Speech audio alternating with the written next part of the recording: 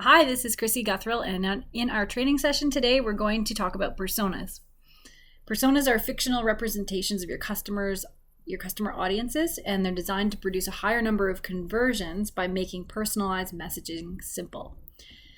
So personas in SharpSpring have many uses. They can be used for dynamic content in emails and landing pages, and they can also be used as list rules for targeted email sends. They can shape the way that you communicate with your customers during the sales cycle by segmenting your customers and leads based on their interest and behavior. So let's walk through how to do that. So we're going to go over here and I'll show you where to find help with it if you do need help. Personas are right here. And you'll see here there's a little write-up on information about personas in SharpSpring. You can go here and this is a link to using personas. And here you can see what you have set up so far and what you haven't. If there's a red X, it means that you're not utilizing this. And if you click on it, you can see why and how to create them. So each of these is one of my favorite features in SharpSpring, is you can understand why and then how to for each of its features. So let's jump right into personas. You can find it under the personas, under the automation tab. And here are a list of personas that we have made up for Coffeematico. And we're going to go into each one and we're going to customize them. So if you were starting at the beginning, you would press here and have a new persona from template. Or you can edit your template. If you know what you want to see, you can actually make a template for yourself, and then your salespeople or your marketing people can generate off of a template that you've created. So these ones, here's Jake, and he is a coffee connoisseur. So this is a page where you can start thinking about your customers. And the more you know about your customer and the more you understand your customer, the more you'll know what your customer wants to see and the offers that may interest them. So even though it might seem silly to have to go through this whole exercise, it's very, very important. It's going to help target your message to your customers in the future. So here's Jake, and he is a coffee connoisseur. Coffeematico makes coffee makers, and Jake here is a customer. He would describe himself as a coffee connoisseur. We can make a bio for him here. So this customer, who is a representation of that type of customer. So a coffee connoisseur, you could write that this customer loves specialty coffee and likes trying new blends. So you can go on about the customer, about what stage of business he's at, what stage of life he's at. You can really fill this out. Here you can go through fears and aspirations, pain points and frustration, how the product helps me. So work through all of these. That would be lack of availability,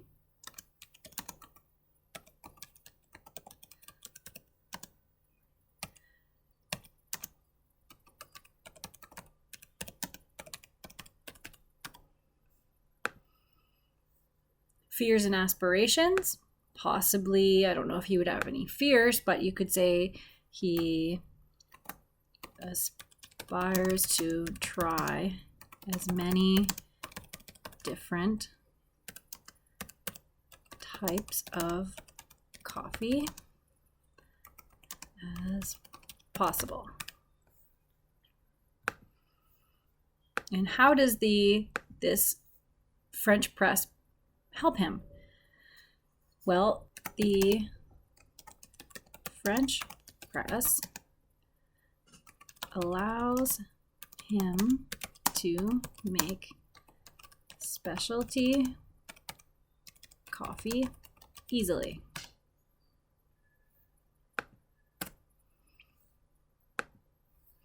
Now you can look over here to product needs. This here shows what is the price sensitivity. Well, because he's a connoisseur, connoisseurs generally aren't looking for the cheapest product. So his price sensitivity, instead of if he wanted the cheapest product, it would be here. If he doesn't really, not too concerned about price, then he's here. Service and support, that matters to him, but not too much. Ease of use, that matters to him a lot. And features, there aren't too many features on this product, so we're just going to keep it here in the middle. Personality, so what is the age group that is the target audience? I'd say 20 to 75 is good.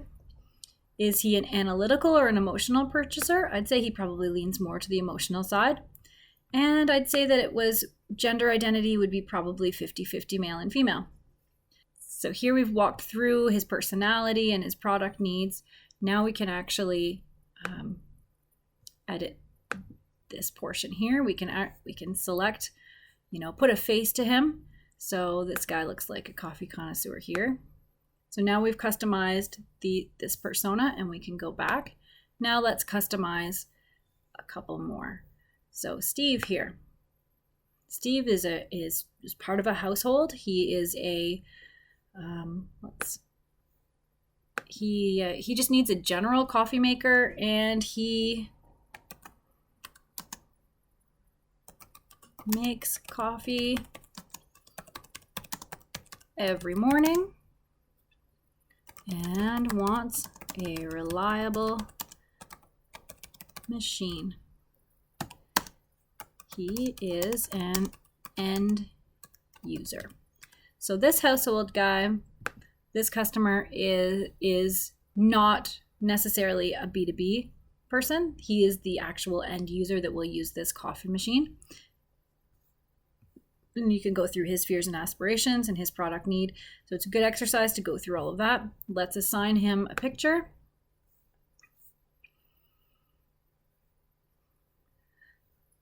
This looks like a nice guy. Let's save him. And go back. So we have Jake, Steve. And let's look at Ralph. So Ralph has a restaurant. He's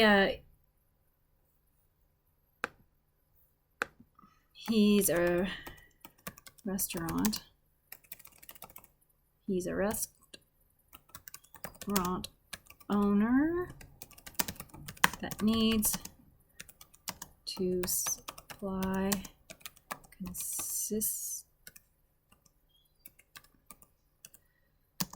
tasting coffee.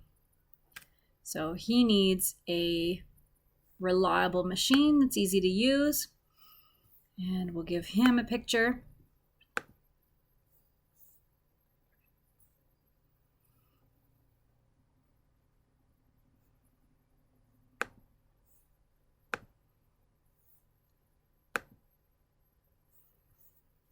And then here's Brian. So Brian is a company, and he's at a company, and he's in charge of purchasing for his office or lunchroom coffee. So what they need is, again, consistent coffee for our employees, easy to use. Let's give him a face.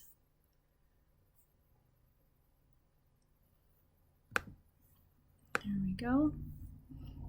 All right, and again, we could go through all of his needs to help understand this customer more. So now we have our 4 personas built out. Now you'll notice there's a question here. I would describe myself as a on each one. Now the answers to those questions, coffee connoisseur, household, restaurant, and office lunchroom, those actually become a question on a form. And the question on the form is, I would describe myself as, and a drop-down menu with these answers will appear. So this is how your contacts and your leads can self-identify which persona they are. So what that means is when he chooses, yeah, I'm a coffee connoisseur, now he can have emails and landing pages that are designed just for him. So we're going to go over to content and we're going to play with an email template here. So we're going to create a new email and we're going to choose from a template. So let's choose this one here, new email from template.